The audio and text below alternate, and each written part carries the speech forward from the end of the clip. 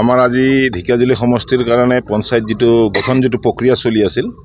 ঢেকিয়াজুলি সমষ্টিটো 17টা পঞ্চায়তৰে গঠিত এটা পঞ্চায়ত সমষ্টি আৰু এই সমষ্টিৰ পঞ্চায়ত প্ৰক্ৰিয়া গঠন প্ৰক্ৰিয়া আছিল। আজি চিৰাজুলি সত্ৰ পঞ্চায়তটো শেষ আছিল আৰু আমি ঢেকিয়াজুলি সমষ্টিৰ 17টা পঞ্চায়ত আমি ভাৰতীয় জনতা পাৰ্টিৰ পক্ষত আমি গঠন কৰিবলৈ সক্ষম হৈছোঁ আৰু আজি শেষৰ পঞ্চায়ত আছিল চিৰাজুলি সত্ৰ পঞ্চায়ত আৰু চিৰাজুলি সত্ৰ পঞ্চায়তত আমি সকলোৰে সহযোগত আজি ইয়াত গঠন কৰিবলৈ সক্ষম হৈছোঁ। ৰাইজৰ সহযোগ আছে। আমাৰ ইয়াত যিসকলে জয়ী হৈ আছে সকলোৰে সৰ্বসন্মতিক্ৰমে আজি আমি ইয়াত পঞ্চায়ত গঠন কৰিবলৈ সক্ষম হৈছোঁ আৰু ইয়াত পঞ্চায়ত সভানেত্ৰী হিচাপে আমাৰ স্মৃতি শইকীয়া ডাঙৰণীক সভানেত্ৰী হিচাপে আজি বাছনি কৰিছে আৰু উপসভাপতি হিচাপে দিগন্ত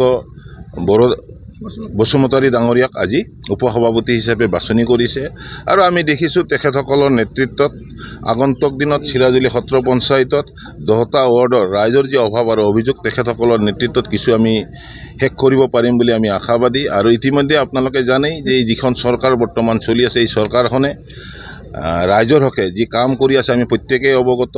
একেবাৰে সমাজৰ আটাইতকৈ তলৰ ব্যক্তিজনক কেনেকৈ সমাজত আগুৱাই লৈ যাব পাৰে তাৰ বাবে আজি ব্যৱস্থা হৈ আছে আৰু এই ধৰণে চিৰাজুলি পঞ্চায়তৰ সকলো ৱাৰ্ড সদস্য এই ধৰণে ব্যৱস্থা কৰি এই চিৰাজুলি সত্ৰত বসবাস কৰা বিভিন্ন জাতি জনগোষ্ঠী একেলগে মিলাজুলিৰ মাজেৰে বসবাস কৰি আছে আৰু তেখেতসকলৰ নেতৃত্বত যিসকল পৰিয়াল আজিও দুৰ্ভগীয়া তেখেতসকলক আগন্তুক দিনত আগুৱাই লৈ যাব পাৰিব বুলি আমি আশাবাদী। চিৰাজুলি সত্ৰৰ 1 নম্বৰ ৱাৰ্ডৰ সদস্য হওঁ।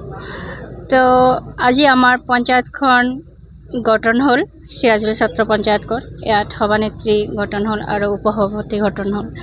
এতিয়া আমি 10টা মেম্বাৰ আছোঁ ইয়াতে। একেলগে আমি আমাৰ সভানেত্ৰীৰ লগত মিলি কামটো কৰিম আৰু ৰাইজৰ যিটো আশা আছে সেইটো পূৰণ কৰিম আৰু আমাৰ পঞ্চায়তটো ধুনীয়াকৈ চলাবৰ কাৰণে আগন্তুক দিনত যিটো আমাৰ ভাল হয় সেইটো আমি সকলো চেষ্টা কৰিম। ধন্যবাদ।